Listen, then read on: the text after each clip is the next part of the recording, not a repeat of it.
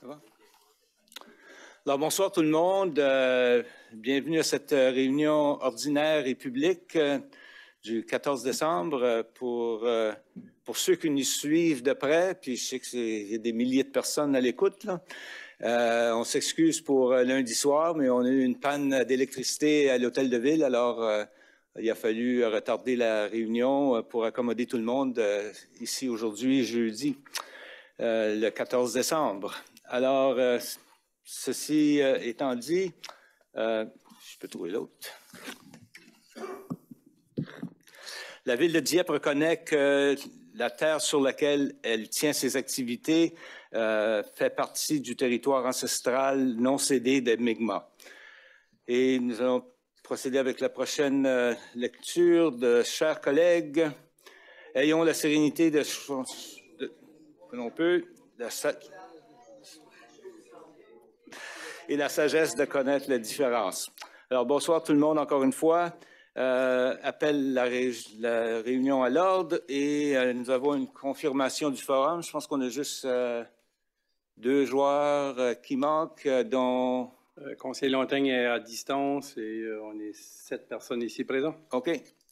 Alors, on a une absence, mais on va continuer. Ça ne nous empêche pas d'aller de l'avant. Déclaration de conflit d'intérêts. Personne de conflit d'intérêts dans les matières que nous allons toucher ce soir. Alors, encore une fois, on continue avec l'adoption de l'ordre du jour. Je peux avoir une proposition pour l'adoption de l'ordre du jour. Madame Turgeon-Roy, appuyée par le conseiller Brideau sur la question. Aucune question. Alors, ceux qui sont en faveur de la résolution, signifiez-le par un oui. De l'avis contraire, merci. De l'avis contraire par un non. Alors, l'ordre du jour est accepté tel que présenté. L'item 7, présentation, requête et pétition, demande de renseignements de la part des membres du Conseil au service régional de Kodiak de la GRC. Et nous avons ce soir avec nous l'inspecteur, excusez-moi, l'inspectrice plutôt, Chantal Farah, qui est avec nous ce soir. Bonsoir et bienvenue. Vous nous avez bien manqué. Et voilà. Merci, Monsieur le maire, conseiller et conseillère. C'est mon plaisir d'être ici ce soir. J'ai préparé un rapport avec certains détails d'enquête qu'on a fait dans les derniers temps. Puis vous allez voir aussi que je vais vous parler de certaines unités provinciaux qui ont fait des gros travaux dans notre région avec notre aide. Pour commencer, ce soir, la police communautaire, on a des policiers qui sont au Sobeys sur la rue Régis à Dieppe en train de ramasser des dons pour la banque alimentaire Second Mile. On attire l'attention, nous autres, du monde. C'est pour ça, je pense qu'on est un bon partenaire avec le Second Mile. Les gens sont vraiment généreux. J'étais justement là ce soir, puis ils peuvent donner de la nourriture non périssable ou faire des dons monétaires. On a fait un événement similaire au Sobeys sur la Van Harvey au début de la semaine, puis à Riverview la semaine passée, puis les gens étaient très généreux. Au nom de l'équipe de réduction de la criminalité, comme vous savez, notre équipe travaille de très près avec le groupe provincial de réduction de la criminalité, qui travaille fort pour s'attarder à ceux qui nuisent nos communautés le plus. Alors, vous allez entendre des résultats de saisie de drogue et d'armes à feu dans notre région. Sachez que ces efforts ont un impact positif sur la sécurité pour nos résidents de Dieppe. Je vais vous partager certains détails.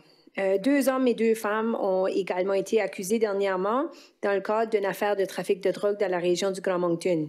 L'an dernier, en septembre 2022, le groupe provincial de réduction de la criminalité de la GRC a entrepris une enquête sur le trafic de drogue dans la région du Grand Moncton.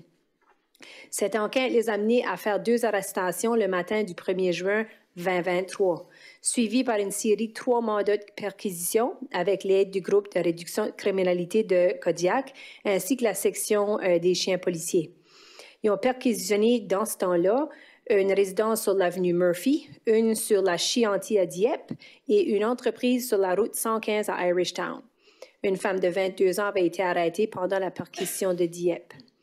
Grâce aux perquisitions, la police avait saisi plus de 8 kilos de méthamphétamine en cristaux, 2 kilos d'une substance qu'on croit être du fentanyl, des comprimés Shady 8, des objets utilisés avec le trafic de drogue, des appareils électroniques puis de l'argent comptant.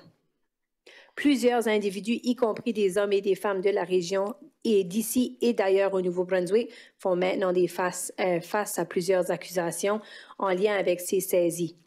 Alors, comme vous voyez, nos groupes de réduction de criminalité visent à perturber le trafic de drogue illicite dans la province en ciblant ceux et celles qui causent le plus de tort. Eux autres, ils n'ont pas de ligne de juridiction. C'est pour ça que c'est très important qu'on ait des partenariats et qu'on travaille ensemble. Si vous voulez plus de détails sur qui est accusé et les détails, vous pouvez aller voir les communiqués de presse sur notre site Web daté du 11 décembre 2023. Au niveau des enquêtes générales, le 19 novembre 2023, le service régional de Kodiak de la GRC a été informé d'une invasion de domicile qui s'est produite. 2 hommes, dont un avait une arme d'épaule et une femme, sont entrés de force dans une résidence sur la rue High à Moncton, en donnant des coups de pied dans la porte. Ils ont ensuite forcé une personne qui se trouvait dans une résidence à monter dans le véhicule en les menaçant avec l'arme. Une autre personne qui se trouvait dans la résidence au moment de l'incident a subi des blessures mineures. Les assaillants, dans le temps, ont fui les lieux, mais la victime a réussi à s'échapper et en sautant du véhicule en mouvement. Le 29 novembre, la GRC, on a retrouvé le véhicule suspect de cet incident-là stationné sur le chemin Parker à Scodook. Des membres du groupe de réduction de la criminalité, du groupe tactique d'intervention et de la section des chiens policiers, ainsi que les opérateurs du système d'aéronefs télépilotés se sont rendus sur les lieux. Un mandat a été exécuté et on a saisi de nombreuses armes à feu entreposées de façon négligente, des munitions, d'autres armes, des vêtements et une remorque volée. Un homme de 26 ans, un homme de 20 ans, un autre de 51 ans et une femme de 48 ans ont tous été arrêtés sur les lieux. Une femme de 35 ans avait aussi été arrêtée.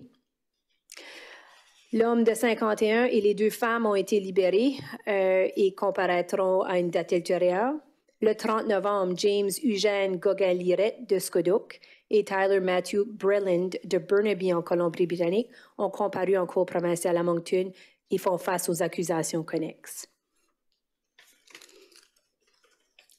Ces individus-là demeurent toujours en détention, puis leur prochaine comparution en cours est le 18 décembre. Un autre dossier dans la région, le 22 novembre, on a émis un communiqué pour aviser les gens que 2 personnes de la Côte d'Ivoire en Afrique ont été accusées dans le cadre d'une enquête de matière d'exploitation en ligne. Le dossier a commencé le 2 mars 2023, après qu'on a reçu des renseignements de la Régie intermunicipale de la police Roussillon au Québec. Avec leur information, le service régional de Kodiak, on a exécuté 2 mandats de perquisition dans la région, soit un à Moncton et un à Dieppe. Lors des perquisitions, les policiers ont saisi de nombreux appareils électroniques. Un homme de 27 ans, un de 26 ans et une femme de 26 ans, tous de la Côte d'Ivoire, ont été arrêtés. Les 3 ont été libérés par la suite, sous promesse de comparaître en cours à une date ultérieure. Le 31 août, Jean-Michel Axel Gouin et Ketiboua Kess ont comparu en cour provinciale à Moncton et ont été accusés de possession d'un bien obtenu criminellement. Les 2 ont été libérés sous des conditions strictes. Au cours de l'enquête, par contre, on a déterminé que Jean-Michel Axel Gouin et Ketiboussa Kessi avaient reçu des gros montants d'argent de plusieurs victimes entre avril 2022 et mars 2023.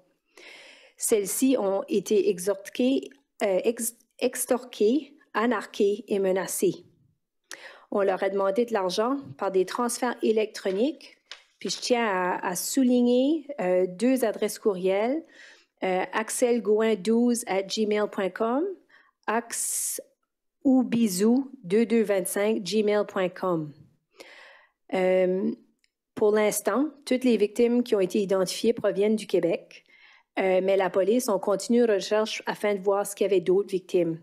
Alors, si quelqu'un écoute, vous avez été victime avec ces courriels-là, s'il vous plaît, faites-nous signal ici à la GRC ou si vous venez d'une autre région, appelez votre police locale parce qu'on continue à enquêter. Le 22 novembre, ces 2 individus-là ont été accusés et ont comparu en cour provinciale à Moncton, puis ils ont une audience qui a été ajournée jusqu'au 3 janvier 2024 à 1h30. L'enquête se poursuit. Si vous me permettez, je vais juste vous noter 2 autres. Je sais que c'est un peu long ce soir, mais je trouve que c'est très important de parler de ces cas-là parce qu'on n'en parle pas, les gens ne savent pas comment prévenir et comment s'aider. L'autre unité que je vais vous signaler, c'est le groupe de lutte contre l'exploitation des enfants dans l'Internet de la GRC du Nouveau-Brunswick. En octobre 2021, le groupe de lutte contre l'exploitation des enfants a entrepris une enquête après avoir reçu des renseignements du Centre national des crimes d'exploitation d'enfants de la GRC. Le 10 mai 2022, l'unité, avec l'aide de Kodiak, ont exécuté un mandat de perquisition dans une résidence à Moncton. Un homme de 27 ans a été arrêté sur les lieux, puis les policiers ont saisi plusieurs appareils électroniques. L'homme a été libéré, puis ensuite pour une future date de comparution. Le 19 juillet 2022, Cameron James Estabrooks a été accusé en cour provinciale à Moncton des infractions possession de pornographie juvénile puis avoir rendu accessible la pornographie juvénile. Le 10 novembre 2023, cet individu, Cameron Estabrooks, a été condamné à 2 ans et demi de prison après avoir plaidé coupable à des accusations d'avoir rendu accessible la pornographie juvénile et possession de pornographie juvénile. Il a été ordonné de s'inscrire au registre national des délinquants sexuels et de fournir un échantillon d'ADN. Comme vous voyez, le groupe de lutte contre l'exploitation d'enfants dans l'Internet travaille très fort pour essayer de mettre les gens qui nuisent aux personnes victimes. Puis dans ces cas-là, c'est des victimes, c'est des enfants. Même si ce n'est pas toujours des enfants de la région, c'est des enfants de la planète. Alors, ça, c'est un cas. Puis je peux vous dire qu'on a eu un autre cas similaire dans la région de Riverview. Puis encore, ces détails-là, ça, c'était en mars 2021, mais encore, on a eu l'unité qui a fait un mandat de perquisition. Puis un homme de 73 ans, dans le temps, avait été accusé de possession de pornographie juvénile. Le 24 novembre 2023, cet individu-là, Terrence Steves, maintenant âgé de 75 ans, a été condamné à 3 ans et demi de prison dans un établissement correctionnel canadien. Puis lui aussi a été ordonné de s'inscrire au registre national des délinquants sexuels et de fournir un échantillon d'ADN. Alors, je vous signale ces cas-là pour vous dire qu'on n'arrête pas d'aller après ceux qui font tort à la société, puis que ce soit en arrière d'un ordinateur ou que ce soit de façon physique, c'est aussi pire. Merci beaucoup pour votre temps, si vous avez des questions. Merci beaucoup. Questions de la part des membres du Conseil? Je n'en vois pas aucune. De toute évidence, vous nous aviez donné des choses pas mal détaillées, puis je pense que ça... Merci beaucoup pour l'information, puis c'est certainement... ça vous tient occupé, c'est sûr. Merci.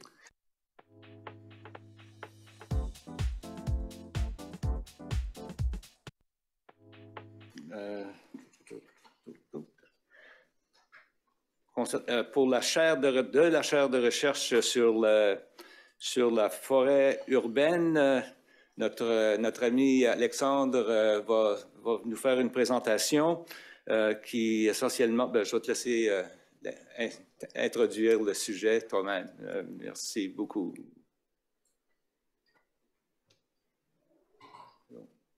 Voilà.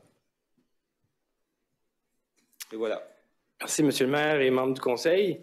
Oui, donc je voulais prendre un petit peu de temps pour présenter un peu mieux le mémo qui va être en lecture un peu plus tard dans la rencontre, puis aussi donner l'opportunité au chercheur principal de la chaire de recherche de répondre à vos questions. Donc, il est en ligne ce soir, le Dr Alain Paquette. Est-ce que tu nous entends? Oui, parfait. OK. Donc, je vais présenter un peu le contexte de la demande, puis qu'est-ce que ça implique une contribution à une chaire de recherche pour la ville de Dieppe. Puis, on va laisser un petit peu de temps si vous avez des questions pour M. Paquet. Donc,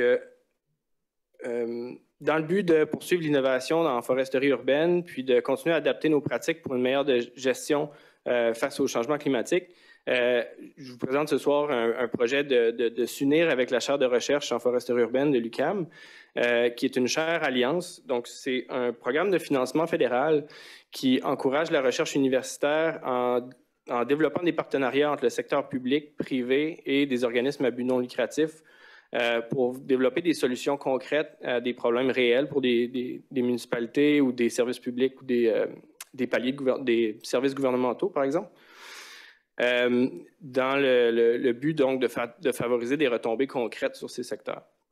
Le fédéral, donc par l'entremise du Conseil de recherche en sciences naturelles et génie, bonifie les contributions financières à un ratio de 2 pour 1. C'est-à-dire que chaque dollar qu'un contributeur met, le fédéral en met 2. Donc, on triple notre argent, si on veut.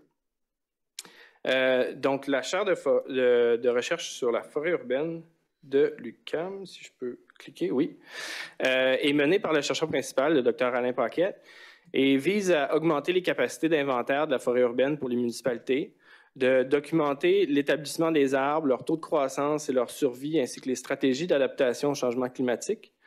Et ainsi, donc vraiment préparer la forêt de demain au changement climatique dans un contexte urbain. Il y a également un volet important qui est la mobilisation de la connaissance et le partage d'informations dans les communautés et l'élaboration de guides de meilleures pratiques. Donc, le Dr Paquette est allé chercher des différents collaborateurs, différents partenaires pour assurer qu'on touche à ces 4 grands axes-là, ce qui totalise 18 projets de recherche qui sont menés par des étudiants à la maîtrise, au doctorat, au post-doctorat, et qui sont en cours depuis 2022 et qui vont se poursuivre jusqu'en 2026. Ça représente des investissements totaux de 1,5 million de dollars si on considère la bonification du CRSNG. Puis si vous voulez plus d'informations sur la chaire sur la forêt urbaine, le site web est disponible aussi. Donc, ce que ça veut dire, plus imagé, c'est donc ici décliner les 4 grands axes avec chaque étudiant ou personne qui va être en charge de mener les projets. Donc, vraiment aller chercher à mieux documenter tous les effets positifs des arbres dans les milieux urbains, donc l'atténuation des îlots de chaleur, réduire les inégalités sociales, augmenter la séquestration de carbone, puis améliorer la santé des habitants des municipalités. Donc, j'avais eu connaissance des travaux du Dr Paquette au printemps grâce au congrès de l'ACFAS. Et puis, on avait été en discussion ensuite sur les différents projets sur lesquels il avait travaillé. Il y avait des outils intéressants qui avaient été développés, entre autres, avec la ville de Joliette, une ville de taille comparable à celle de Dieppe, et qui ont développé des outils de priorisation pour la plantation dans les milieux, donc de choisir où est-ce qu'on va cibler nos efforts de plantation, par exemple. Et là, dans nos discussions, au cours de l'été, il y a eu un partenaire financier qui a dû, pour des contraintes financières, donc de se retirer au niveau financier, mais continuer à contribuer par sa contribution en nature, donc continuer à collaborer dans la recherche. Mais il y a un trou dans le budget, autrement dit, pour la chaire qui était déjà en cours. Et donc, le CRSNG a demandé au Dr Paquette d'aller sécuriser le financement ailleurs. Les partenaires des arrondissements de la Ville de Montréal ont augmenté leur contribution. Donc, à titre indicatif, là, on tourne autour de 400 000 $ au total là, qui vient des différents secteurs des arrondissements de Montréal. Et donc, il y aurait une opportunité pour la Ville de Dieppe de se joindre à ce groupe-là, d'amener une perspective différente pour les grandes municipalités qui sont déjà presque complètement bâties, donc d'amener une perspective qui est plus une ville en développement et de devenir donc un partenaire dans cette chaire en innovation là. Il y aurait également une contribution sous forme en nature, là, sous forme de temps de notre personnel, évidemment, à hauteur de quelques heures par mois pour contribuer à faire la révision de projets ou participer à des exercices de consultation avec les différents chercheurs. Donc, ceci nous amène à des retombées positives pour la ville. Donc, on continue à être dans l'innovation en termes de gestion forestière. On contribue à développer des outils de décision pour la protection et la plantation d'arbres, optimiser nos pratiques de plantation et d'entretien des arbres, développer des mesures de gestion et d'adaptation, donc parce qu'on le sent, on le voit avec les changements climatiques, les événements climatiques changent, sont plus intenses. Donc, on veut aussi adapter notre forêt à ça. Et développer des outils de communication et d'éducation. Donc, il y a dans la chaire de recherche également des sociétés qui sont spécialisées dans la communication puis la transmission de contenu éducatif sur les arbres. Et ça nous permet de rejoindre un réseau de collaborateurs internationaux. Donc, il y a des collaborations en Europe, il y a des collaborations aussi avec des universités dans l'Ouest canadien, mais il n'y a pas encore de pôle atlantique. Donc, on pourrait être ce pôle-là. On pourrait également faire bénéficier nos différents collaborateurs à l'Université de Moncton ou les projets qu'on a déjà entamés dans le passé, puis aller chercher ces données-là pour les bonifier ou les inclure dans des projets de recherche. On peut également participer à fournir des données, donc par exemple à mieux documenter les causes de mortalité de nos arbres. Donc à travers notre exercice d'inventaire forestier qu'on veut entamer également l'année prochaine, c'est du partage de données qu'on pourra donc inclure dans leurs analyses, puis eux vont pouvoir adapter leurs projets et avoir des recommandations qui sont adaptées à notre réalité. Ça fait le tour un peu des différents points que je voulais vous présenter, vu que ce n'est pas une demande qui est comme un projet de consultation typique.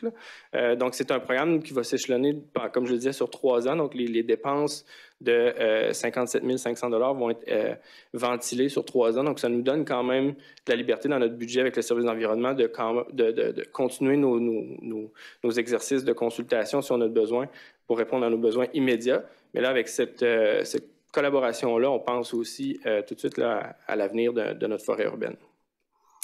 Donc là-dessus, je laisserai peut-être la place à des questions et au Dr Paquette s'il veut ajouter un point.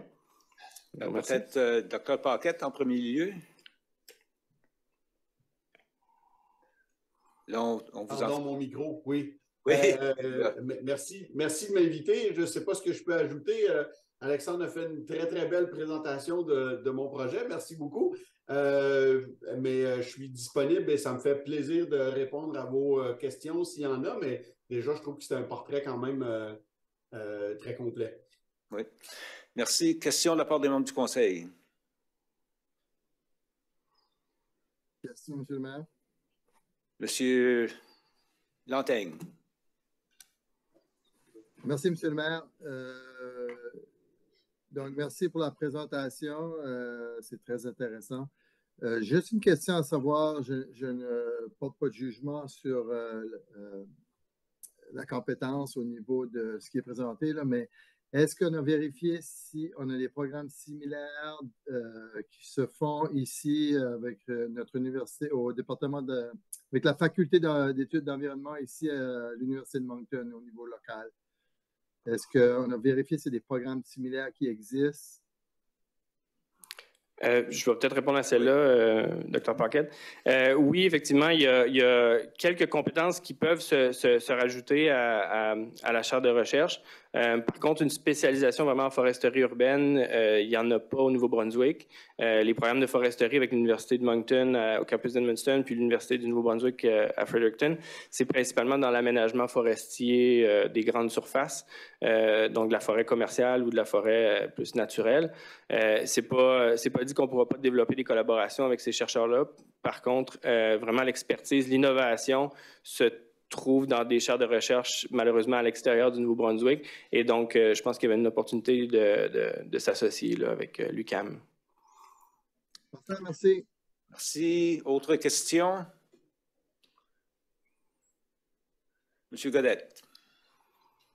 Merci, M. le maire. Seulement une question pour le... Tu as parlé du 2 pour 1 quand on a en commencement de réunion sur ce qu'on... Dans 3 ans, ce qu'on contribue 55 500, le fédéral va doubler ça, faut-il avoir des rapports ou des succès ou comment ça marche? Des suivis. Des suivis. Oui, peut-être Dr Paquette t'expliquer comment annuellement là, il y a un rapport qui est fait au CRSNG, je crois. En fait, il y a 4 grands objectifs qui ont été présentés. Le 4e est fondamental pour moi, mais aussi pour le Conseil national de recherche du Canada, c'est-à-dire la mobilisation et le transfert de connaissances. Donc, on est non seulement c'est souhaitable, c'est plus que souhaitable, on est obligé de faire du transfert de connaissances et de rapporter et de livrer régulièrement le produit de notre travail, mais on doit même travailler en collaboration avec les partenaires. Donc, c'est sûr que la ville de Dieppe, avec laquelle je serais ravi de travailler, parce que, comme le dit Alexandre, je n'ai pas présentement de collaboration directe avec les provinces atlantiques, votre personnel à la municipalité va être impliqué directement dans nos travaux. Donc, ils sont dans une position privilégiée, je dirais, pour avoir un accès direct au savoir qu'on va développer ensemble. Mais oui, d'une façon plus administrative, là, il y a des rapports qui doivent être faits annuellement au CRSNG et des réunions sont prévues de souvenir, c'est 2 fois par année avec le conseil de direction de ma chaire. Donc, il y a quand même des comptes rendus qui sont faits régulièrement. Okay. Merci. Merci. Autre question? Pardon, est-ce que c'était clair pour la question financière, par contre? Ou, oui, ça va? oui. Oui. Le conseiller Godet n'a pas la même voix que moi. So.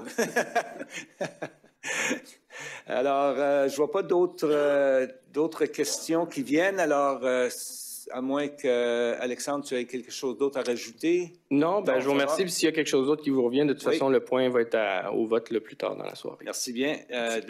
Dr. Paquette, merci pour avoir participé à la présentation. Puis, je serais plutôt du côté, sans vouloir prendre de décision, parce que c'est le conseil qui va décider, mais ça sonne bien. Merci beaucoup. Je suis convaincu qu'Alexandre va vous revenir là-dessus. Merci. Au revoir. Merci. OK, prochain item maintenant, présentation sur les transferts de fonds et de réserves. Monsieur Stéphane. Eh bien, bonsoir, Monsieur le maire, membre du conseil, collègues de travail. C'est notre dernière réunion de l'année, donc ça signifie les transferts à la réserve. Qu'est-ce que vous allez voir ce soir? Vraiment, j'ai 4 acétates ou diapositives, je devrais dire, que j'ai préparées pour vous, qui reflètent les transferts aux 4 différentes réserves. Donc, on a 4 différentes réserves. Il y en a 2 au niveau opérationnel, 2 au niveau capitaux. Puis, au fur et à mesure, je vous explique. Puis, si vous avez des questions, ne vous gênez pas. Donc, en premier lieu, ici, on parle de la réserve de fonctionnement général.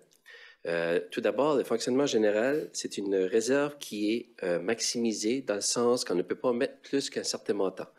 Les règles au niveau de la province nous dictent qu'on doit mettre au maximum 5 % du budget de l'année précédente. Donc, dans ce cas ici, on parle du budget 2022. Le budget 2022 était de 63 millions. 5 % de ça donne à peu près 3,15 millions. Donc, on essaie de la garder au maximum et c'est qu'est-ce que c'est que je vous présente ce soir. Au niveau de l'argent qu'on transfère en réserve, donc du fonds de fonctionnement général à la réserve de fonctionnement général, on parle d'un 469 000. Essentiellement, il y a 2 items ici que je note, si on veut. Au niveau on a le budget de rénovation de bâtiments dans le fonctionnement général qui équivaut à environ 350 000 $ par année. On a seulement utilisé 90 000 cette année. Donc, qu'est-ce qu'on fait? On en prend 260 000, on le met en réserve pour pouvoir l'utiliser justement dans les années futures. Pour 2024, justement, on a au-dessus de 450 ou 500 000 de budgétés en 2024. On a un budget de 350 000, donc la différence va provenir de la réserve. Donc, c'est la raison pour laquelle on le transfère cette année et l'année prochaine, on va l'utiliser. En deuxième lieu, on a le logement abordable. On a un budget de 250 000 de ce côté-là. On a utilisé 90 000, qui fait en sorte qu'il reste 160 000 qu'on va faire la même chose. On le transfère en réserve pour l'utiliser dans le futur. Par la suite, on va sortir, ou je vous propose de sortir 625 000 de la réserve. Essentiellement, ici, on parle de projets ponctuels qui étaient à être faits en 2023, qu'on sort de la réserve parce que le projet a eu lieu, notamment les programmes d'incitatifs. On a payé au-dessus ou près de 5 à 600 000 cette année avec un budget de 200 000, donc il y a un manque à gagner de 300 000. On le prend de la réserve pour le dépenser. Qu'est-ce que j'ai fait par contre pour les programmes d'incitatifs financiers? L'an prochain, 2024, vraiment, il y a le plein montant de 600 000 qui est inclus au budget, donc je n'aurai pas besoin d'aller chercher ou on n'aura pas besoin d'aller en réserve pour combler la différence. Il y a aussi d'autres projets ponctuels tels le plan maître des loisirs ou l'électrification de la flotte qui a été effectuée. Donc, c'est de l'argent aussi qu'on sort qui fait partie du 625 000. Au niveau de la deuxième réserve, on parle de la réserve d'immobilisation générale. Celle-là, elle est, comme vous pouvez voir, un petit peu plus grande, si on veut.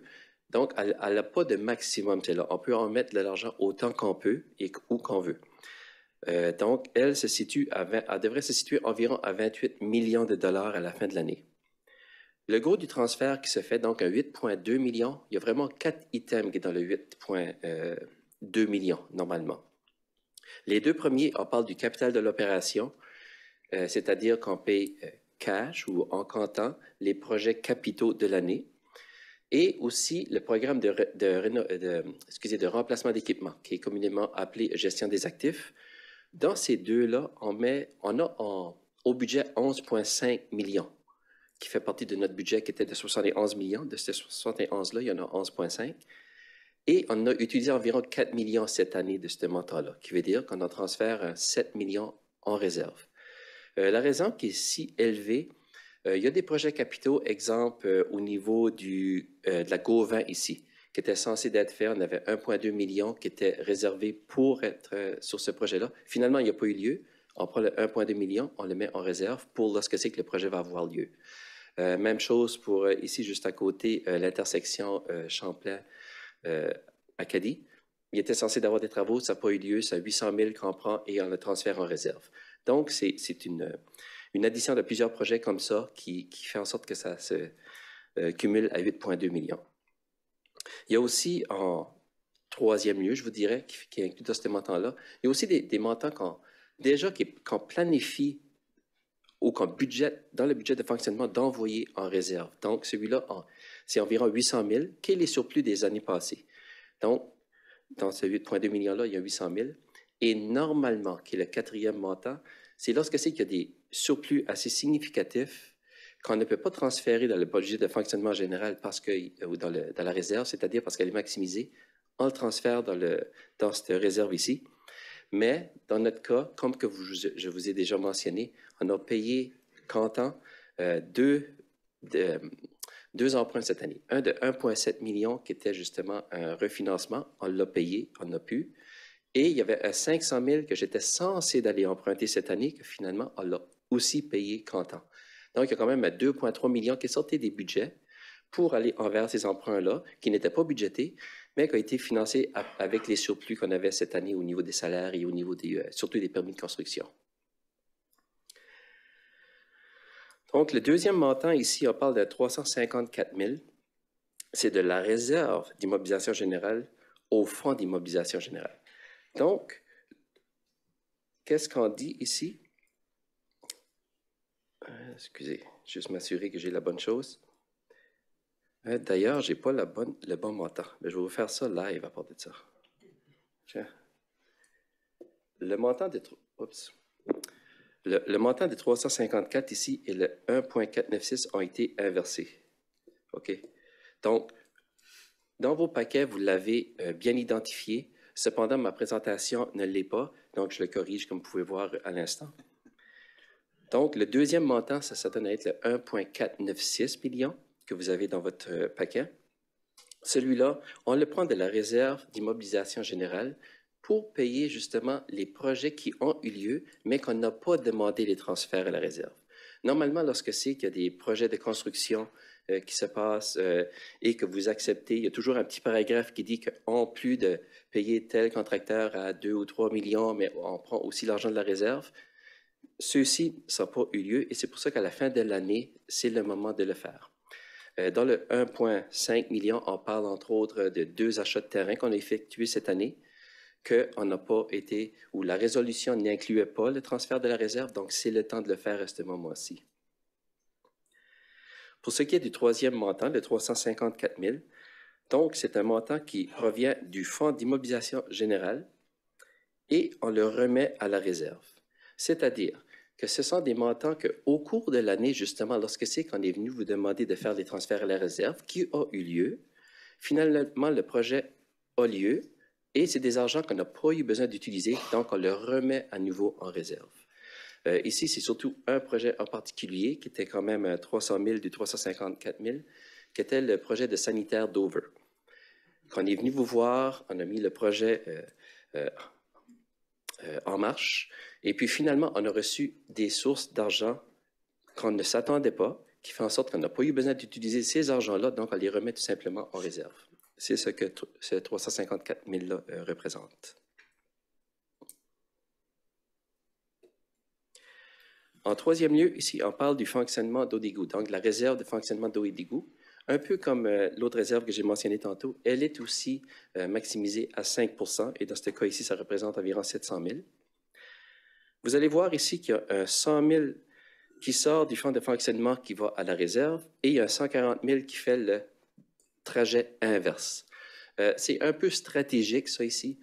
C'est-à-dire que si vous vous rappelez également dans le fonds d'eau et d'égout, on avait un surplus d'environ 800 000 et on l'a utilisé justement pour payer, encore une fois, en cash, si on veut, un emprunt d'environ 800 000.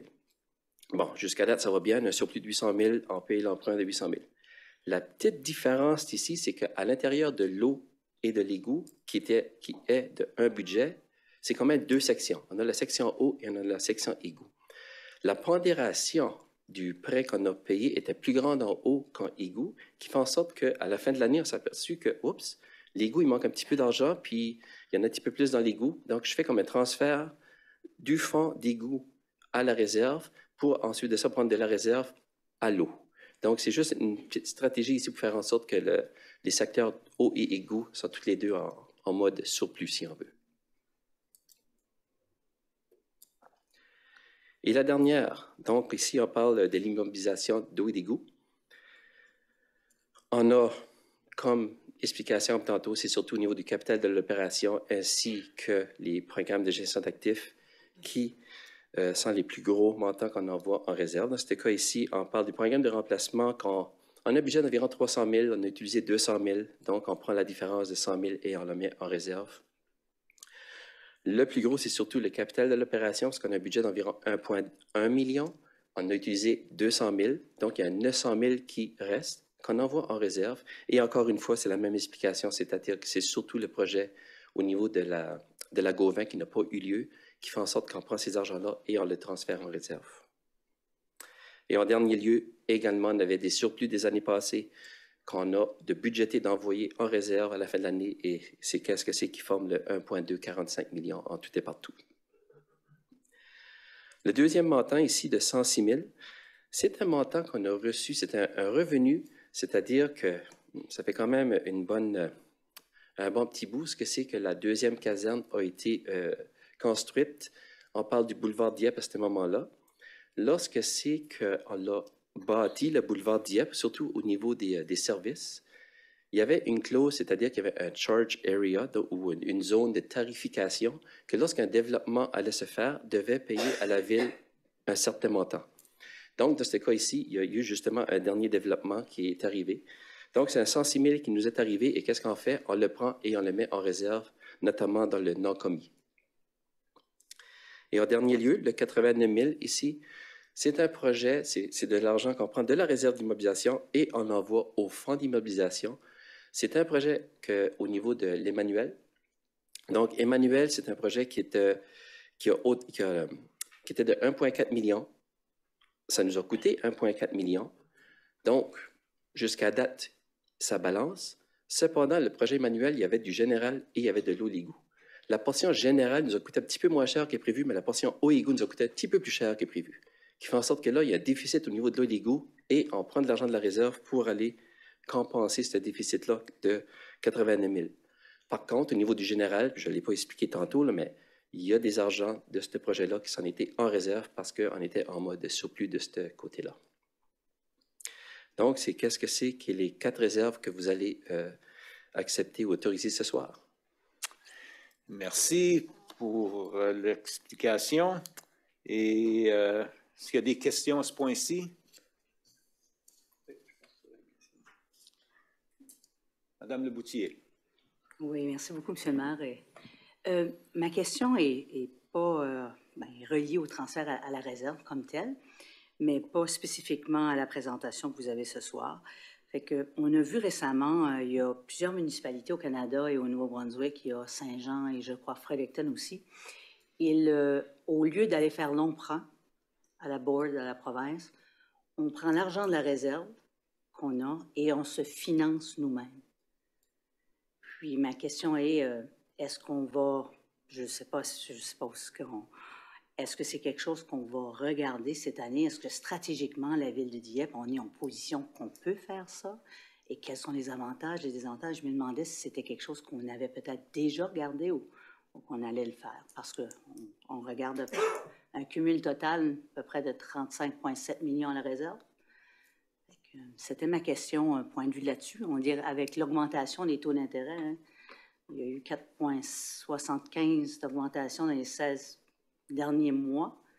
Fait que, en tout cas, c'était ma question. Là. Je pensais que ça méritait au moins une réflexion qu'au lieu de le redonner à la province, on peut se financer nous-mêmes et régénérer au moins, c'est quoi, à peu près 50 000 du million, quelque chose comme ça. Merci. C'est une très bonne question, très bonne observation. C'est quelque chose qui justement, que je pourrais, on a 1 an à le faire, c'est-à-dire que la prochaine période d'aller emprunter est en décembre prochain ou en automne prochain. C'est sûr que dans mes critères, c'est un des critères qui pourra être étudié. Il y a beaucoup de facteurs là-dessus, autant pour que contre. Parce que si on va dans la réserve, parce que vraiment tous les montants en réserve sont identifiés pour un but précis. Dans notre cas, nous, si je prends, mettons, la réserve de projets capitaux, qui est quand même 28 millions, du 28 millions, il y en a environ 10 qui est pour le programme de gestion des actifs et il y en a 14 ou près de 14-15 qui sont pour les projets capitaux qui sont soit en cours ou soit remis à plus tard. Donc, vraiment, ces 15 millions-là, je ne peux pas le toucher. Il reste à peu près un 2 millions qui est du non-commis que, oui, celui-là, on pourrait.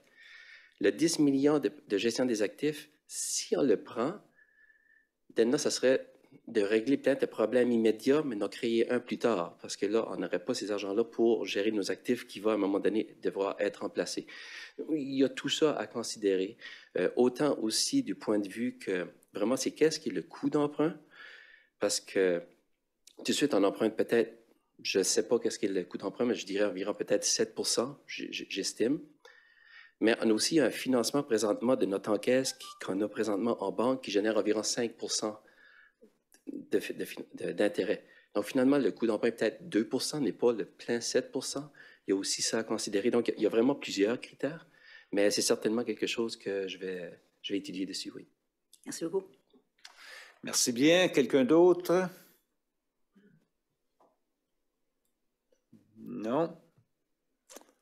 Alors, merci pour la présentation. Merci pour la question également. Et on continue avec question de notre vaste public. Aucune question reçue par Internet non plus? Merci. Alors, ça nous amène à l'item 9, adoption des procès-verbaux. Premièrement, la réunion du 27 novembre dernier. Qui ont fait la proposition?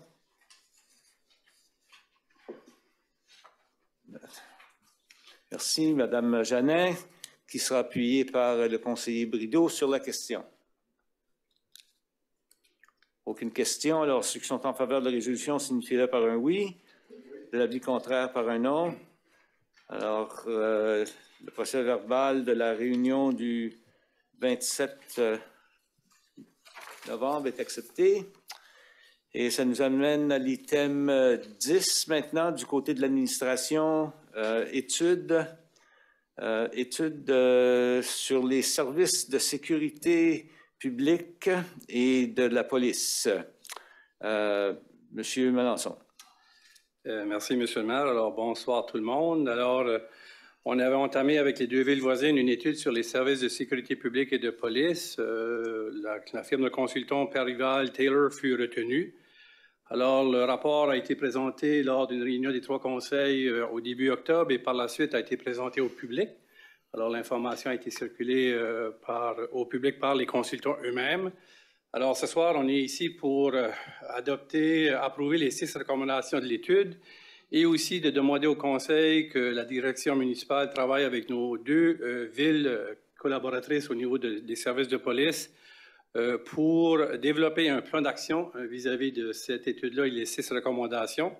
Et en plus, on demande au Conseil de donner une directive à la direction municipale de travailler avec les 2 autres municipalités pour mettre à jour l'accord des services des 3 municipalités avec l'autorité policière régionale Kodiak afin de renforcer la relation entre l'autorité policière et les 3 municipalités. Alors, ici, ça va nous donner un mandat de s'asseoir et de travailler avec les 2 autres directions municipales et de vous arriver avec des recommandations qu'on va pouvoir s'entendre entre les 3 communautés et par la suite avoir des discussions avec notre fournisseur de services de police, l'autorité policière.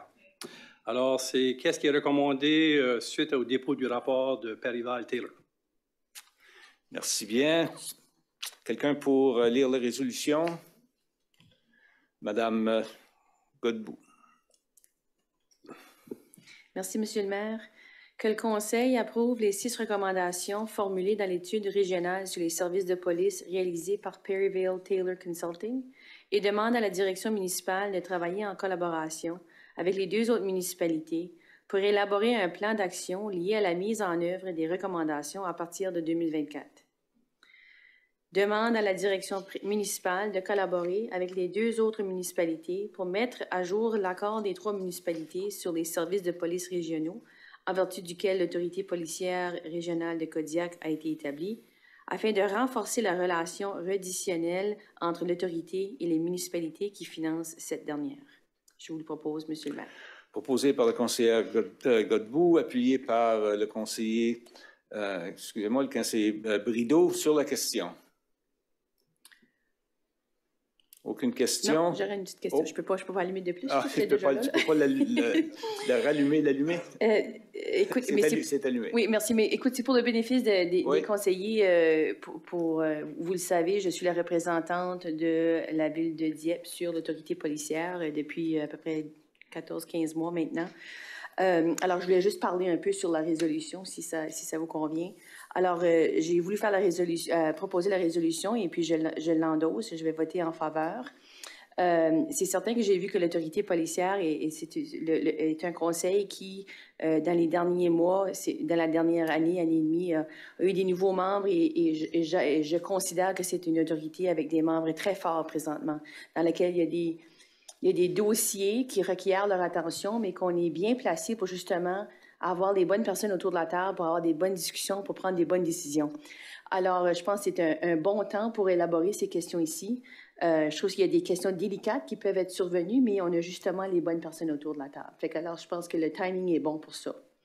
2, au niveau du rapport, je voulais mettre en contexte aussi que le rapport, un rappel pour tout le monde, c'est que le rapport ici en question a été convoqué par les 3 municipalités et non pas par l'autorité policière. Fait que l'autorité policière se voit mal placée à commenter sur ces recommandations-là avant que les municipalités en prennent une position puis leur communiquent quelque chose.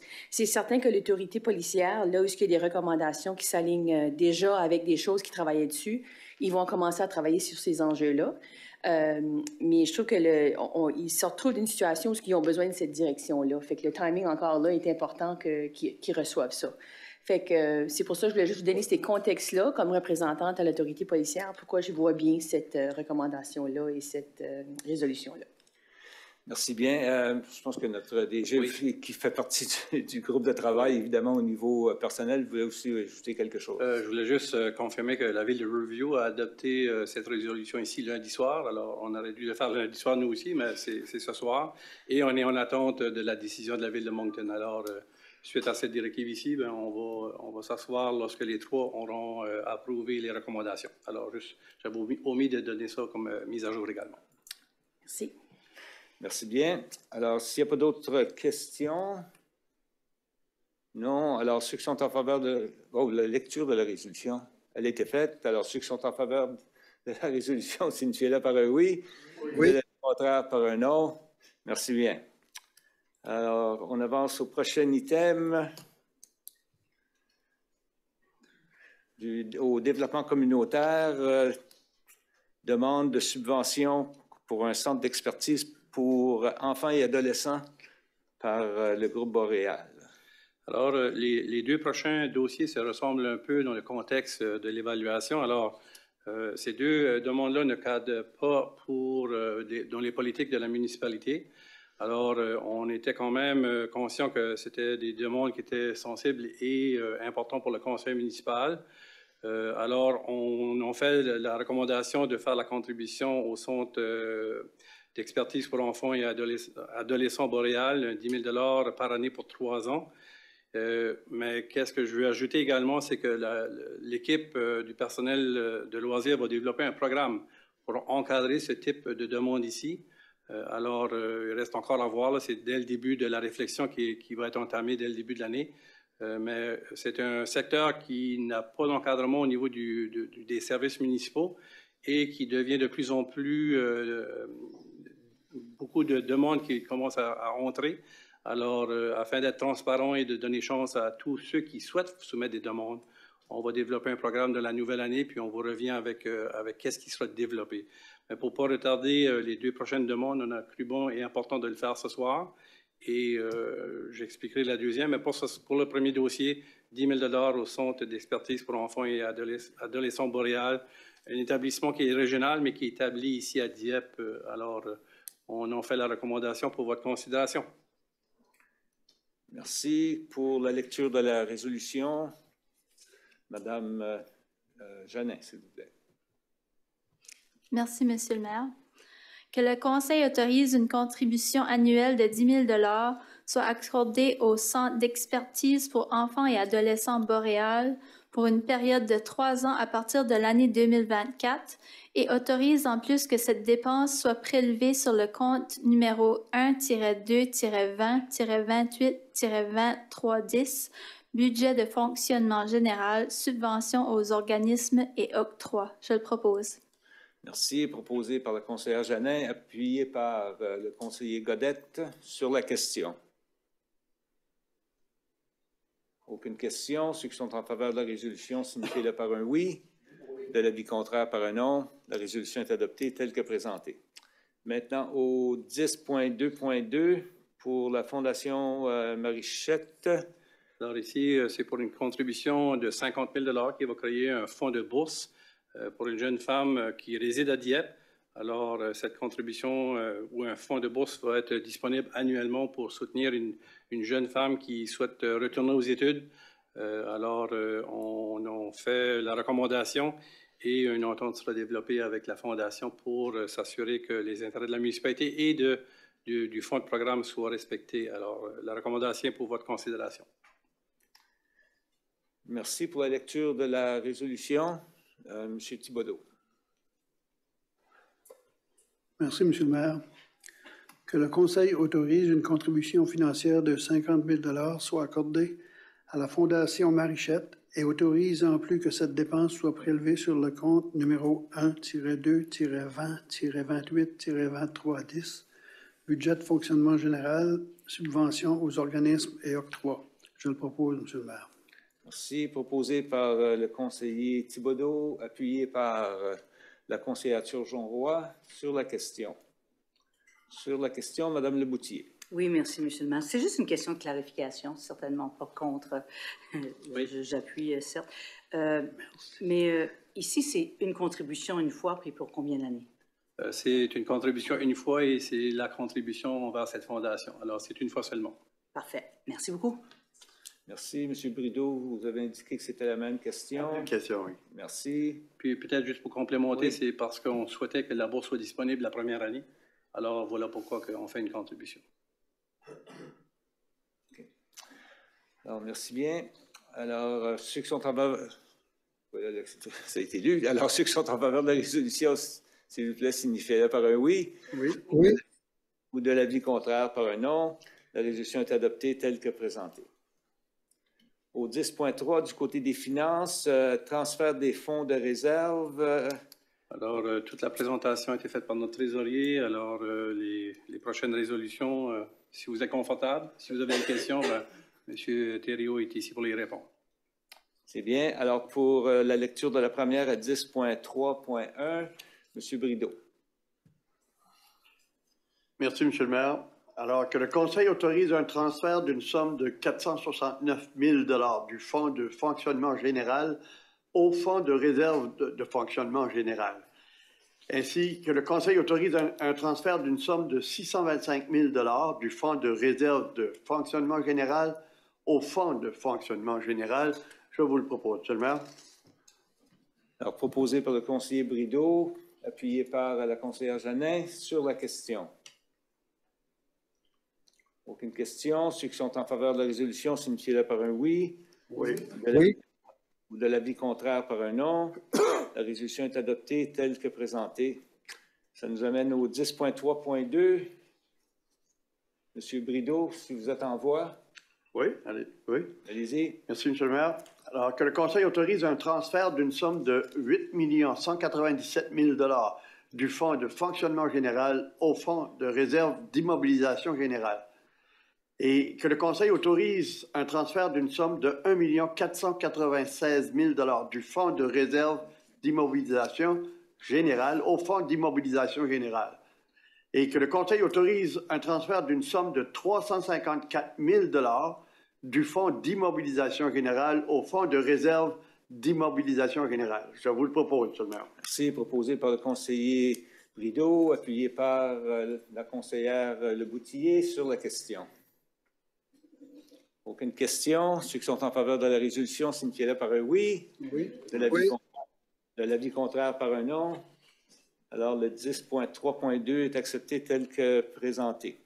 Ça nous amène au 10.3.3. Si quelqu'un d'autre veut y aller, Madame Turgeon-Roy, s'il vous plaît. Merci, Monsieur le maire.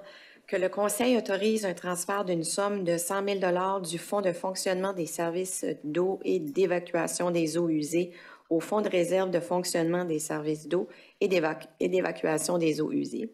Que le Conseil autorise un transfert d'une somme de 140 000 $ du Fonds de réserve de fonctionnement des services d'eau et d'évacuation des eaux usées au Fonds de fonctionnement des services d'eau et d'évacuation des eaux usées. Je le propose, Monsieur le maire. Alors, proposé par la conseillère, excusez-moi, Turgeon-Roy, appuyé par le conseiller Godette sur la question.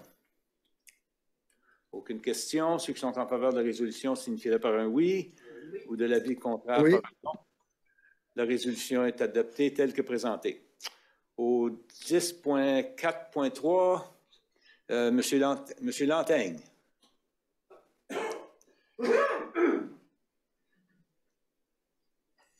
Monsieur Lantaigne. Oui, je suis.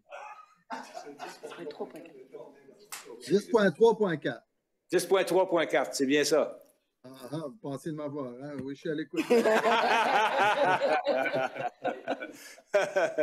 Merci, Monsieur le maire. Loin des yeux, loin du cœur.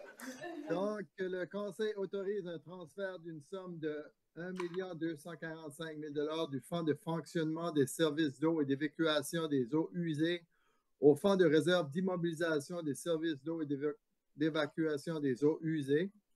Que le Conseil autorise un transfert d'une somme de 106 000 $ du Fonds d'immobilisation des services d'eau et d'évacuation des eaux usées au Fonds de réserve d'immobilisation des services d'eau et d'évacuation des eaux usées. Que le Conseil autorise un transfert d'une somme de 89 000 $ du Fonds de réserve d'immobilisation des services d'eau et d'évacuation des eaux usées au Fonds d'immobilisation des services d'eau et d'évacuation des eaux usées. J'en fais la proposition, Monsieur le maire. Merci. Alors, est-ce qu'on a quelqu'un pour appuyer tout ce qui est usé? Monsieur le conseiller Brideau qui appuie sur la question.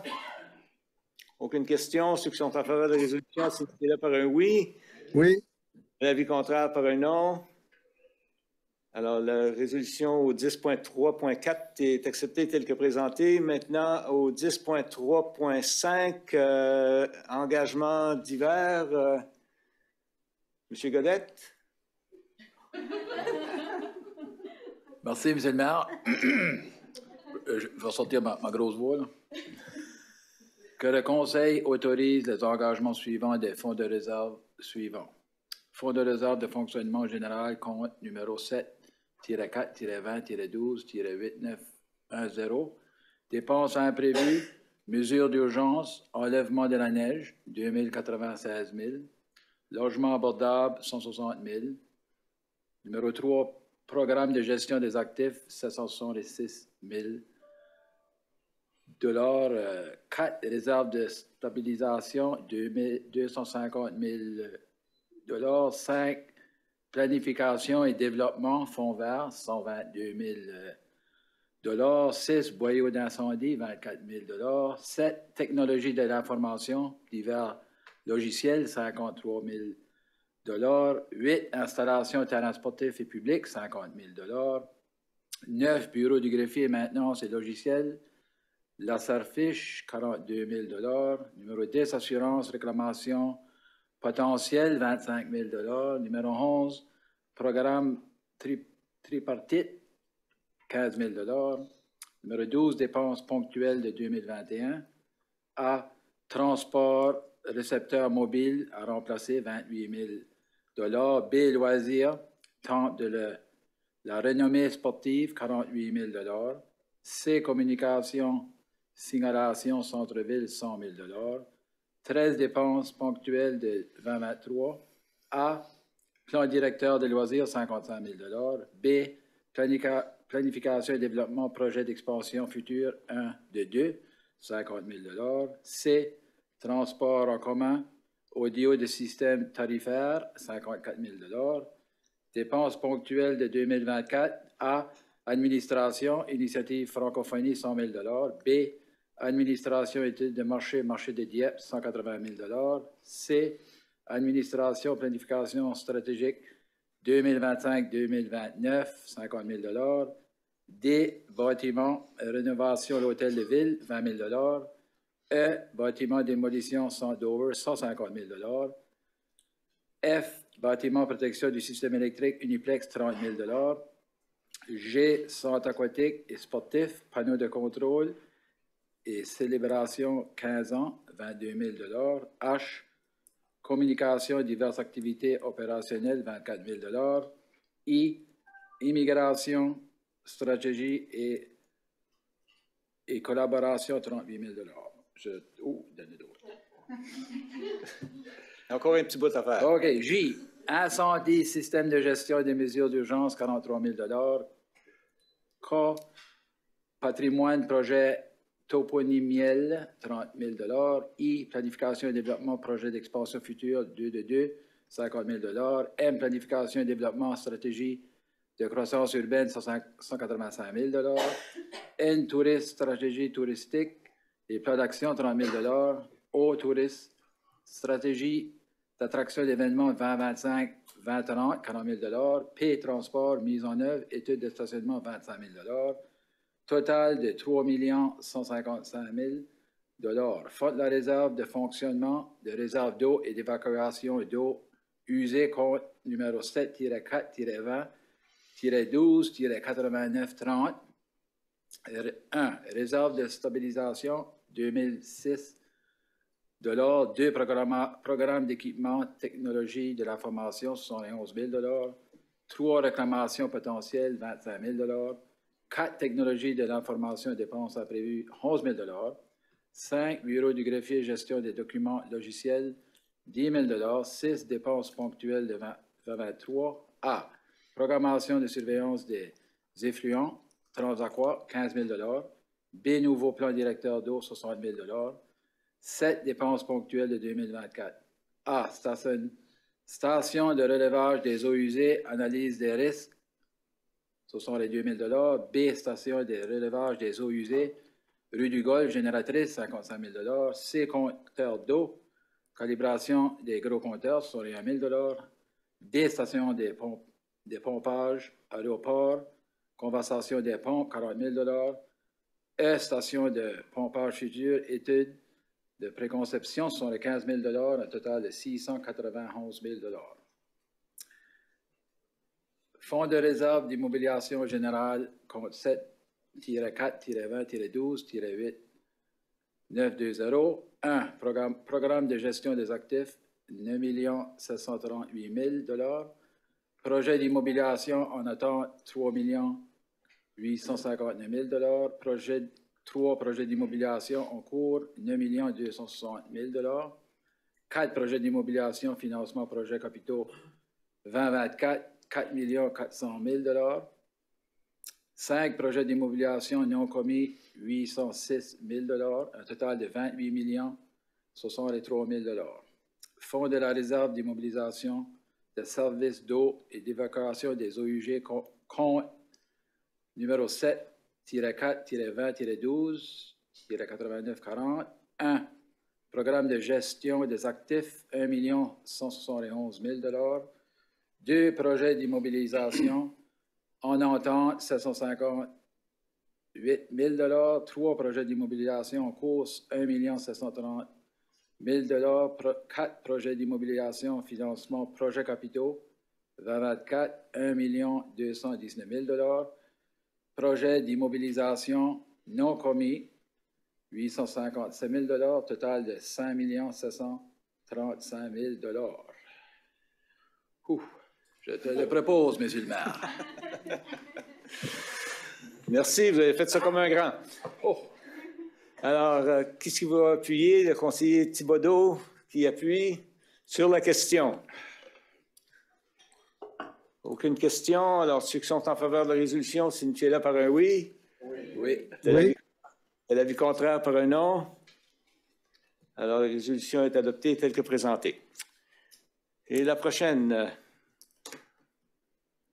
au 10.3.6, renouvellement d'assurance responsabilité.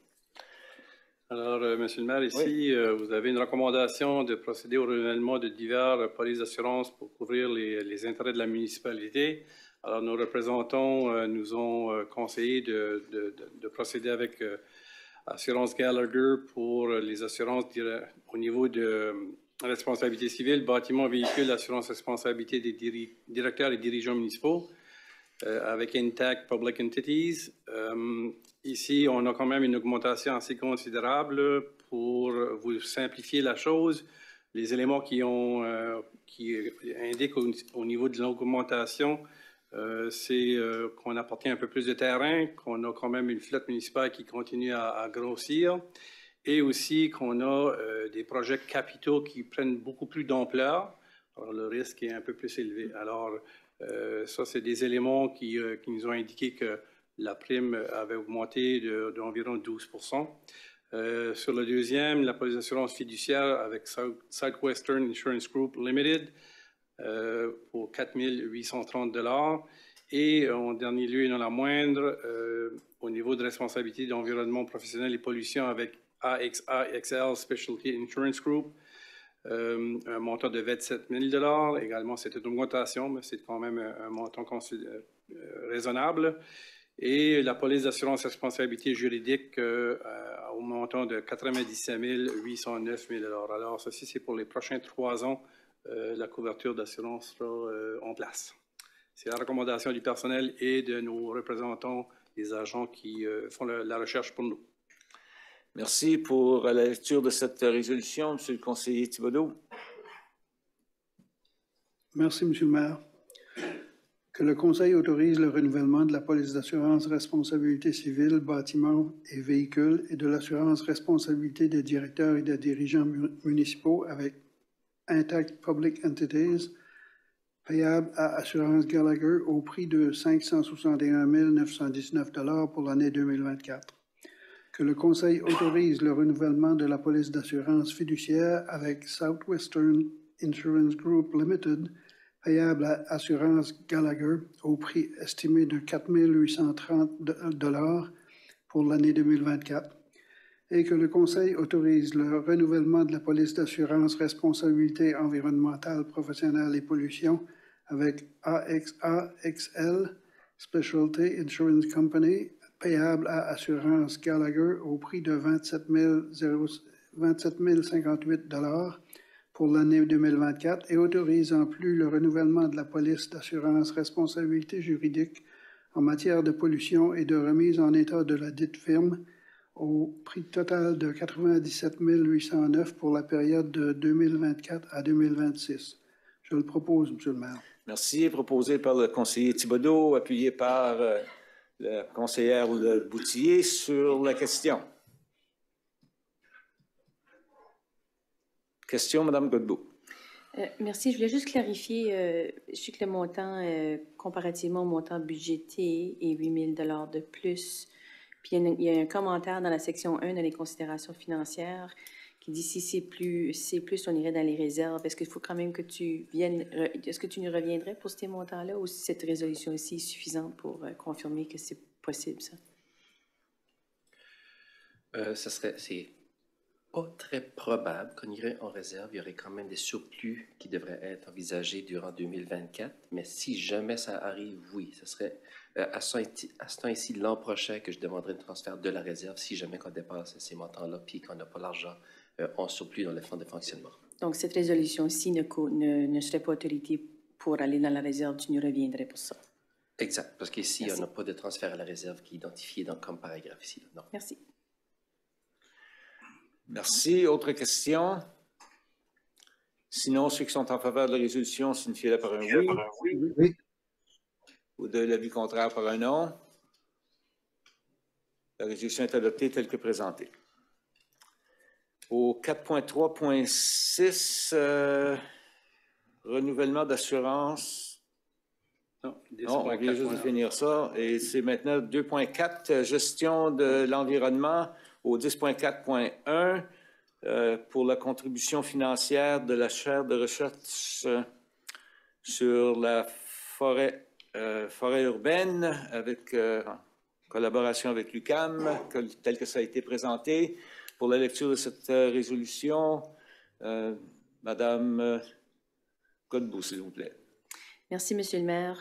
Que le Conseil autorise une contribution financière d'une somme de 57 500 $ échelonnée sur 3 ans à la chaire sur la forêt urbaine de l'Université du Québec à Montréal et autorise en plus que cette dépense soit prélevée sur le compte numéro 1-2-20-22-25-85, budget de fonctionnement général, service d'environnement, consultation. Je vous le propose, Monsieur le maire. Merci. Proposé par la conseillère Godbout, appuyé par la conseillère Jeannin sur la question. Aucune question. Ceux qui sont en faveur de la résolution signifient par un oui. Oui. L'avis contraire par un non. La résolution est adoptée. Merci à tous. À l'item 5, mobilité urbaine, adjudication de contrat de service du transport adapté. Est-ce que vous avez quelque chose à ajouter, M. Melançon? Oui, la municipalité de Dieppe offre ce type de service depuis les années 2000, début des années 2000. Alors, on est allé en soumission pour recevoir des propositions pour offrir ce service. On a reçu 3 propositions. Alors, la recommandation est de procéder avec Wheels on Wheels Incorporé pour un contrat de 3 ans qui débutera le 1er avril prochain. Alors, pour un montant de 220 200 $ par année au budget de 2024. Alors, c'est notre recommandation du personnel.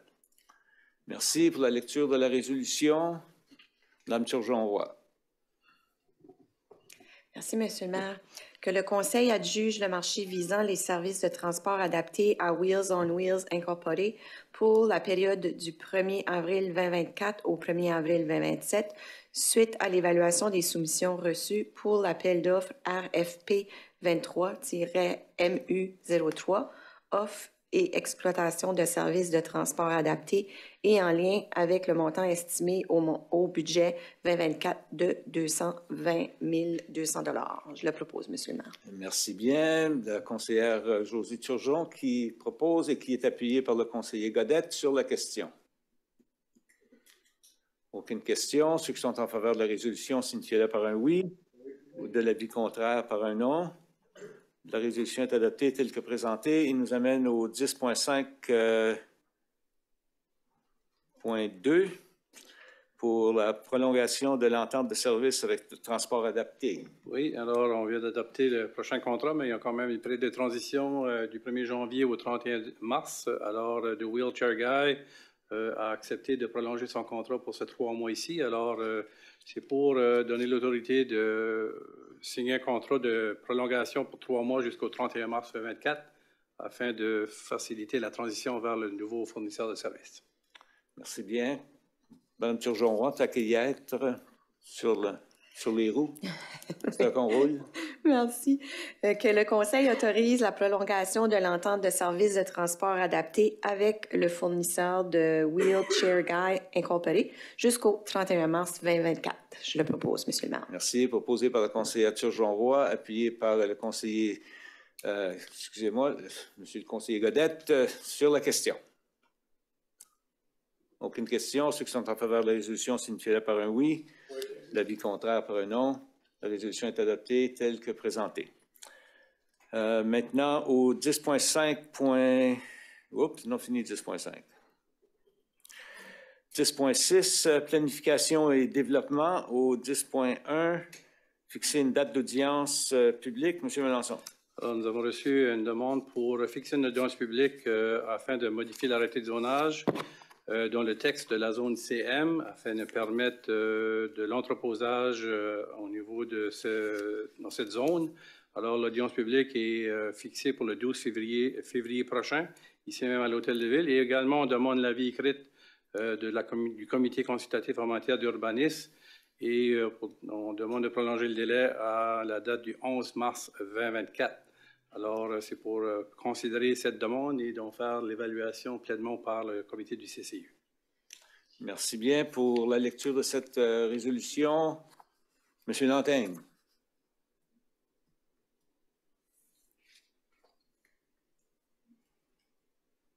Monsieur Lantaigne? Alors, qui va la prendre? Madame Leboutillier. Peut-être de la misère avec ses boutons. Ah, le voilà. Monsieur Lantaigne, vous êtes là? Non? Non, on ne vous entend pas. OK. Madame Leboutillier, s'il vous plaît. Oui, merci, Monsieur le maire. Que le Conseil fixe une audience publique le 12 février 2024 à 19h à l'Hôtel de Ville de Dieppe en vue d'entendre les objections aux modifications proposées au texte de l'arrêté de zonage Z10-2021 visant la zone commerciale mixte CM afin d'accommoder, sous conditions préétablies, l'usage d'un mini-entrepôt. Que le Conseil demande l'avis écrit du comité consultatif en matière d'urbanisme et prolonge le délai prévu sous le paragraphe 110.3 de la loi sur l'urbanisme au 11 mars 2024 relativement au projet subventionné. Je vous le propose, Monsieur le maire. Merci. Proposé par la conseillère, excusez-moi, le conseiller Leboutillier, appuyé par le conseiller Thibodeau. Excusez-moi. Monsieur le conseiller Brideau. Excusez-moi, Monsieur Brideau. Sur la question. Aucune question. Ceux qui sont en faveur de la résolution signifient par un oui. Oui. L'avis contraire par un non. La résolution est adoptée telle que présentée. Maintenant, au 10.6.2, recommandation du CCU. Alors ici, on avait une demande d'apporter une modification à un plan de lotissement dans le domaine des écoliers. Alors, la recommandation du CCU est de l'accepter, cette demande, au niveau de l'unité 1, phase 6.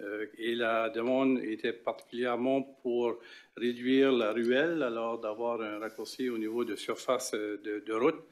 Alors, encore, c'est positif envers l'environnement. Alors, c'est recommandé par le CCU et c'est pour considération ici devant le Conseil. Merci pour la lecture de la résolution. Madame Turgeon-Roy.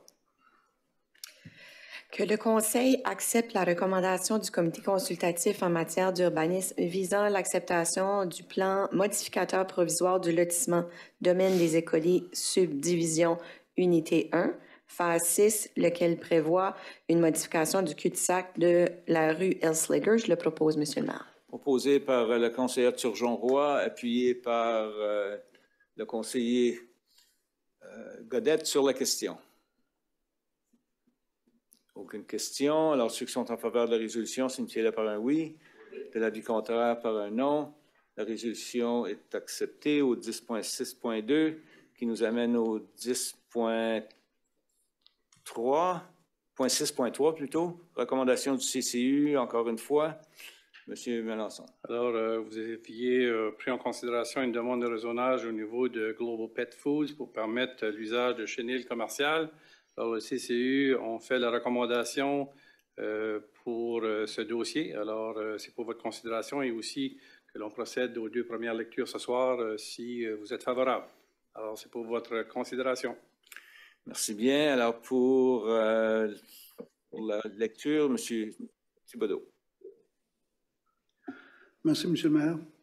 Que le Conseil accepte la recommandation formulée le 15 novembre 2023 par le Comité consultatif en matière d'urbanisme visant à permettre l'usage d'un chenil commercial dont l'activité doit être exercée uniquement à l'intérieur du bâtiment en zone industrielle du parc d'affaires et technologies, IT. Que le Conseil procède aux premières et deuxièmes lectures de l'arrêté Z-10 2021-10. Je le propose, M. le maire. Merci. Proposé par le conseiller Thibodeau, appuyé par la conseillère Leboutillier sur la question. Aucune question. Alors, ceux qui sont en faveur de la résolution signifient-la par un oui. De l'avis contraire par un non. La résolution est adoptée telle que présentée. Et ça nous amène au 10.7. Comme ça a déjà été mentionné, on va procéder avec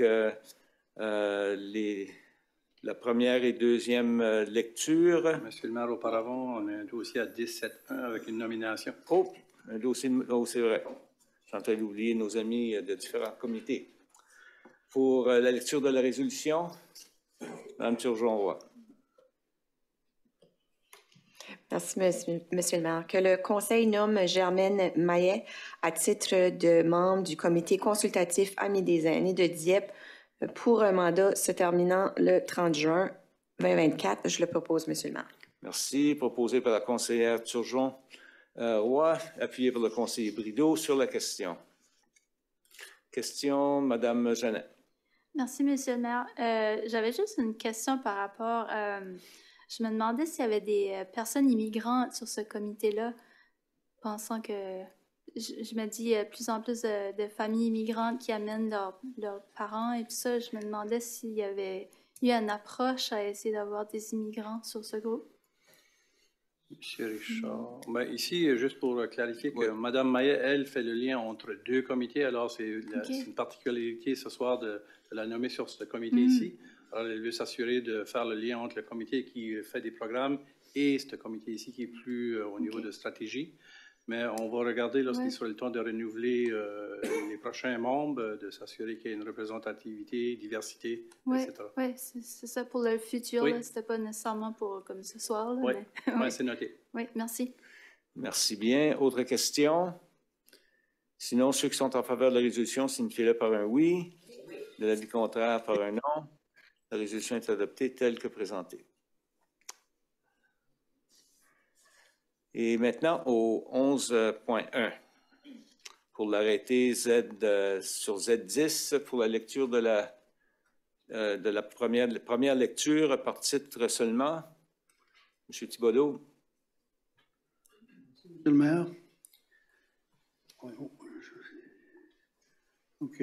Arrêté Z10, parenthèse 2021-10.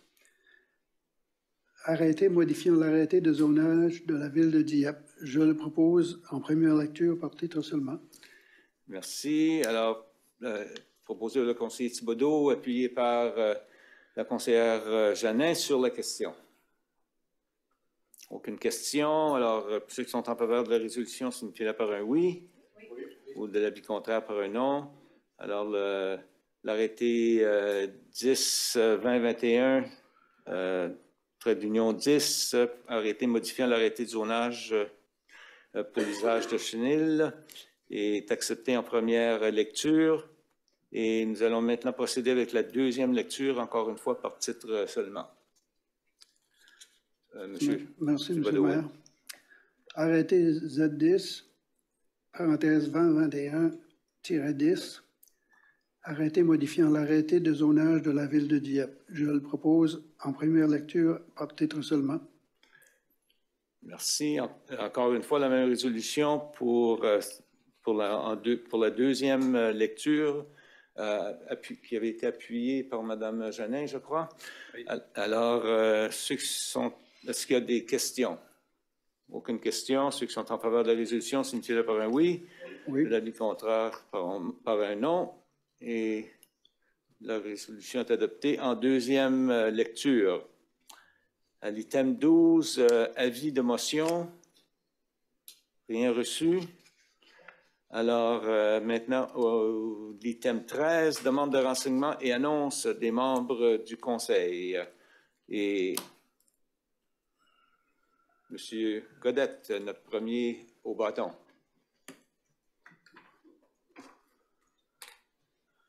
Merci, M. le maire. Moi, j'aimerais juste te souhaiter des joyeuses fêtes à tout le monde, les conseillers, conseillères, tout le monde du conseil, les employés de la ville de Dieppe, citoyens, citoyennes. Puis, bonheur et santé et surtout la paix pour la nouvelle année 2024, parce qu'on a beaucoup de guerres dans le monde, puis on souhaite de la paix pour 2024. Puis moi, c'est tout ce que j'ai. Bonne soirée. Merci bien. Madame Leboutier. Moi aussi, Monsieur le maire, j'aimerais souhaiter à tous nos employés, à tous nos résidents, à tous nos partenaires stratégiques de proche et de loin, des joyeuses fêtes. C'est le temps du bon repos. C'est le temps de se reposer, d'avoir beaucoup de plaisir en famille, de bien manger aussi. Non, et le meilleur pour la prochaine année qui s'en vient. Merci beaucoup. Merci, Madame Jeannet. Merci, Monsieur le maire. La même chose, je vais faire ce cours, je vais dire juste joyeuses fêtes à tout le monde. Merci. Merci, Monsieur Brideau. Merci, Monsieur le maire. J'ai juste un point que je veux amener ce soir. On a tous remarqué que le dépanneur Irving, station de gaz Irving au coin Champlain-Dieppe, Champlain et Acadie, c'est-à-dire, il n'existe plus, il est parti, c'est parti. Mais c'est à peu près 6 personnes dans les derniers 2 jours qui m'ont approché pour me demander si c'était vrai que la ville de Dieppe allait procéder à construire un rond-point. Alors, c'est une fausse conception, ça n'aura pas lieu. Il n'y aura pas de rond-point là. Alors, je voudrais juste faire le point pour tout le monde qui... Faire le point, pas de rond-point. Pas de rond-point. Et bon, ben, mes souhaits sincères de belles fêtes cette année en 2023. Et puis, on va s'enligner tranquillement pour l'année 24. On se verra à ce moment-là de nouveau. Bonsoir tout le monde. Merci bien. Monsieur Thibodeau. Moi, je veux simplement, comme les autres, souhaiter de joyeuses fêtes à tout le monde, à tous les employés, tous les membres du conseil, puis à tous les citoyens de Dieppe. Alors, c'est tout, Monsieur le maire. Bonne soirée à tout le monde. Merci, Madame Turgeon-Roy. Merci. Je voulais souligner lundi, mais je vais le faire ce soir. Dieppe, le Soccer de Nouveau-Brunswick c'est vraiment démarqué à Fredericton lors du gala de Soccer Nouveau-Brunswick. Puis je vais lire parce qu'il y a vraiment une liste, là, c'est incroyable. On a été décerné le titre de joueuse de l'année de Soccer Nouveau-Brunswick fut décerné à Isabelle Doiron, qui est athlète de 11e année de l'école de Mathieu Martin et membre de l'équipe féminine sous-17 de Dieppe. Le titre d'entraîneur de l'année fut décerné à Charles Tousignan, entraîneur de l'équipe féminine sous-17 de Dieppe, qui a terminé 6e au championnat canadien. Et aussi l'équipe féminine sous-17 de Dieppe, qui a représenté le Nouveau-Brunswick au championnat canadien, mérite le titre de l'équipe féminine de l'année de Soccer Nouveau-Brunswick. L'équipe masculine sous-13 de Dieppe, qui a été invaincue la saison dernière, mérite le titre de l'équipe masculine de l'année de Soccer Dieppe. Et pour une 3e année consécutive, le club de Soccer Dieppe mérite le prix de club de l'année de Soccer Dieppe, de Soccer Nouveau-Brunswick. Donc, c'est quand même impressionnant. Là. On a brillé là, vraiment le samedi dernier lors du gala. Donc, je voulais féliciter tous ces gens-là, puis aussi en même temps profiter pour vous souhaiter des joyeuses fêtes. Moi aussi, beaucoup de repos, profitez-en bien. Merci. Merci bien. Madame Godbout. Merci. Moi, j'avais quelques commentaires. J'étais absente à la dernière réunion, là, donc j'en ai peut-être plus que d'habitude.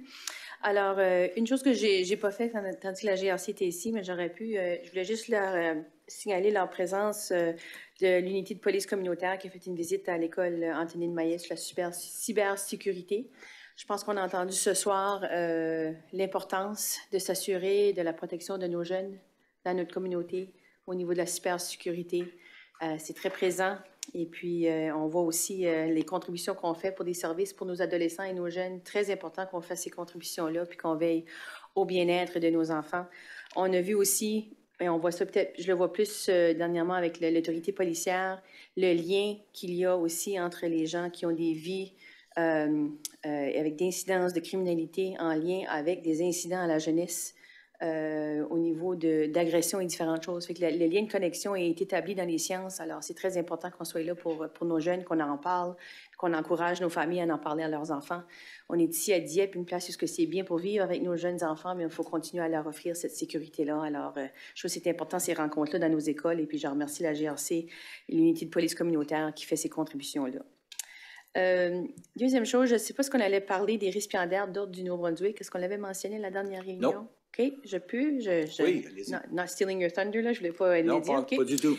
Alors, je voulais juste souligner que 2 des nôtres ont été parmi les 5 nouveaux récipiendaires de l'Ordre du Nouveau-Brunswick. La cérémonie a eu lieu à la résidence du lieutenant-gouverneur le 23 novembre dernier. Alors, on avait Isabelle Méqui-Alain, une voisine en passant, on a une belle rue, de Dieppe, a été reconnue pour son profond engagement et son parcours exceptionnel en tant que professionnelle dévouée à l'avancement de l'égalité des femmes, de la justice sociale et de la culture francophone et acadienne au Nouveau-Brunswick. On a aussi reconnu M. Bernard Poirier de Dieppe pour son ardeur, son dévouement et son appui exceptionnel envers une vie culturelle et communautaire francophone dynamique, ainsi que pour sa contribution à la protection des droits des francophones de la province. Alors, bravo à nos 2 résidents reconnus qui continuent à faire rayonner notre ville. Alors, merci à ça. Mon prochain point, j'avais une petite question peut-être pour les employés. La fin de semaine passée ou la fin de semaine avant, on a eu pendant un tournoi de hockey au Centre Uni 2 alarmes à feu qui se sont présentées, qui ont fait en sorte qu'il a fallu qu'on sorte de la glace. Je ne sais pas si tu pourrais donner un peu de... Est-ce qu'il y a quelqu'un qui a un peu d'appréciation de qu'est-ce qui aurait pu être la cause de ça, puis qu'est-ce qu'on a appris de cette expérience-là? Merci pour la question. Oui, on a eu 2 alarmes la même journée, je pense, la fin de semaine dernière. C'était des fausses alarmes qui ont été commencées par un enfant. Donc, les pompiers ont intervenu, puis on a clarifié qu'il n'y avait pas d'incendie. Des belles occasions pour pratiquer votre route pour vous rendre. Ouais. C'est excellent. Merci. Merci pour les petites clarifications. Alors, avec ça, moi aussi, je voulais juste vous souhaiter des joyeuses fêtes au public et puis à nos résidents puis à tous nos employés et puis une bonne année. Merci. Merci bien. Les alarmes, ça me fait penser, est-ce qu'il y a un moyen de retracer c'est bien beau de dire, des fois, le petit jeune arrive en pleurant, puis là, mais je veux dire, ça arrive quand même, je ne peux pas dire à tous les fins de semaine, mais pendant les périodes de tournois en particulier, ou quand il y a beaucoup de monde, puis je ne sais pas s'il y a moyen électronique de... Nous, on sait quel détecteur qui a déclenché ou quel manuel de dispositif, mais pour savoir c'est qui l'a tiré au moment de l'alarme, si on n'a pas été là. Une belle photo, ça aiderait, par exemple? Des caméras, des photos, ça aiderait, mais il reste que souvent, on préfère l'éducation vers ces incidents-là que de faire de la police. Je sais que ça arrive. Ce serait intéressant de nous amener les statistiques de ce côté-là pour jeter un coup d'œil, voir si ça vaut la peine d'aller plus loin. Parce que ce qui arrive souvent avec ces choses-là, c'est qu'éventuellement, il y aura un vrai événement, puis il n'y a personne qui va bouger, là. Ou on va retarder de bouger. Merci. Moi, j'avais juste une... Oh, je voudrais surtout pas oublier M. Lantaigne. M. Lantaigne, excusez-moi, j'allais continuer sans vous. Je vais vous faire une passe. Je sais que vous êtes un joueur de hockey, je vous fais la passe. Là, ça. Est-ce que vous m'entendez maintenant? Pas très, très fort. Vous ne m'entendez pas fort? Non, monte ça un petit peu. Là, est-ce que vous m'entendez bien? Oui, très bien maintenant, merci. Bon, je m'excuse, j'ai eu des petits problèmes techniques. J'ai dû repartir mon ordinateur. Donc, c'est ça, on garde le meilleur pour la fin, c'est ce que je disais. Rien pour moi, sauf que j'aimerais... On verra bien. J'aimerais à mon tour souhaiter de très joyeuses fêtes à tout notre personnel, aux membres du conseil municipal, ainsi qu'à nos citoyens et citoyennes. Profitez-en pour vous reposer, du bon temps en famille, puis le meilleur pour 2024. Ce sera tout pour moi. Merci, puis bonne soirée. Merci bien. Alors, moi, de mon côté, j'avais toute la liste de joueurs et entraîneurs de soccer, moi aussi, là, mais je voudrais particulièrement prendre l'occasion de féliciter le conseil d'administration, le nouveau conseil d'administration qui est en place au cours de la dernière année, qui, de toute évidence, des fois, un petit changement, ça fait du bien à toute une grande équipe comme ça. Alors, ceci étant dit, félicitations au nouveau conseil d'administration pour les résultats qu'ils ont connus. Je voudrais aussi rappeler à tout le monde que l'Hôtel de Ville, le dimanche à 14 h, dimanche prochain à 14 h, tout le monde est invité à venir à l'Hôtel de Ville pour une petite rencontre pour célébrer ce temps des fêtes familiales. Je sais qu'on a des petites choses de préparer pour les jeunes. Je pense qu'on va avoir une visite de grand honneur, l'honneur d'une grande visite de deux. Le Père Noël, lui, c'est de la grande visite, mais lui, il vient, on sait qu'il sera là, mais on aura aussi Philitou qui va venir faire un tour. Alors, pour les jeunes, ce serait très intéressant de voir Philitou venir leur raconter une belle histoire. Alors, j'espère qu'il y aura une belle participation. C'est toujours un plaisir de voir nos citoyens venir rendre une visite dans notre bel hôtel de ville, puis poser des questions, puis vous êtes tous invités à venir les accueillir. Là-dessus, bonne période des fêtes pour tout le monde, bien méritée pour tout le personnel. On a eu encore une fois une année extraordinaire. D'ailleurs, j'ai fait une entrevue avec les gens du Times and Transcript ce matin, puis ça a été beaucoup plus long que je pensais. Puis c'est parce que lui demandait de plus en plus de questions, puis lui-même alimentait vraiment la discussion. Parce que, comme vous savez, je ne suis pas une personne qui aime beaucoup de parler. Alors là-dessus, bonne fête de soirée à tout le monde. Bonsoir.